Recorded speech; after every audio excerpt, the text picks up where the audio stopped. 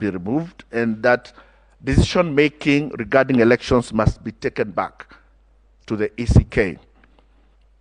But that was not even enough, because Kenya still felt then that Section 41 was still not clear enough. And in Act number 6 of 1992, which preceded the first multi-party elections, Kenyans insisted that the mandate of the commission be made clearer, and we now promulgated Section 42A into the old constitution.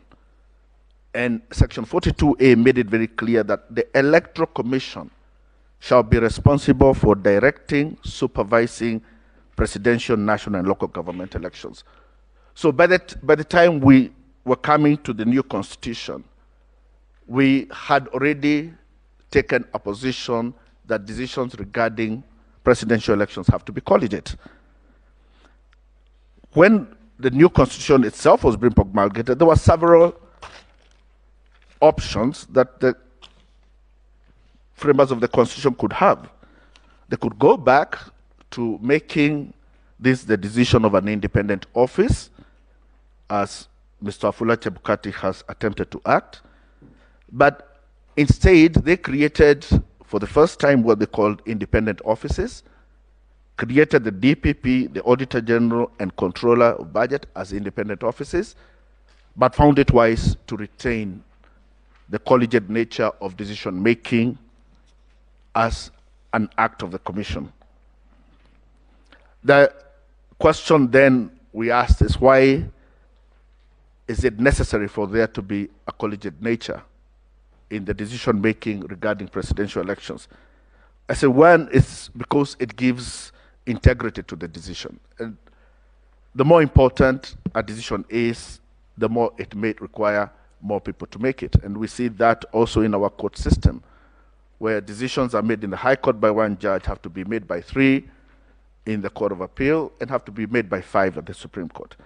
And this is even being seen in sports today, that in very important matches, they have even moved away from leaving critical decisions to one referee.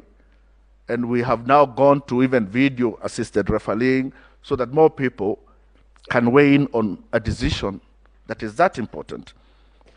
The second thing is that the collegiate nature secures the independence of the commission itself, so that you don't have one person who can be in a position where they cannot resist maybe pressure.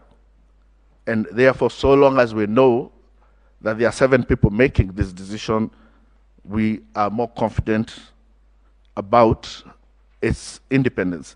But thirdly, my lady, my lords, there is also the question of the legitimacy of the decision. And this comes from what this court said in 2017. And in paragraph 371, in the case of Raila Odinga versus IEBC, the court says that elections are the surest way through which the people express their sovereignty. Our constitution is founded upon the immutable principle in the sovereign will of the people. It says that, in fact, it is the people and they alone in whom all power resides, be it moral, political, or legal.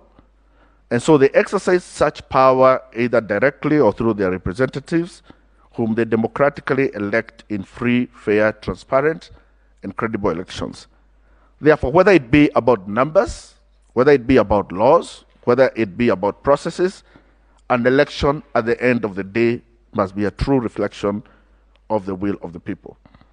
And I view legitimacy in 2 ways. That first, it is very important for Kenyans to believe that the decision has been arrived at is legitimate.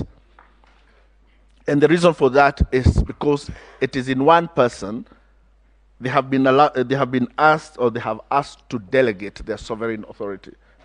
So they believe that a decision has been reached that is legitimate is very important. And you see that in Article 131, that political legitimacy of that decision is covered in Article 131.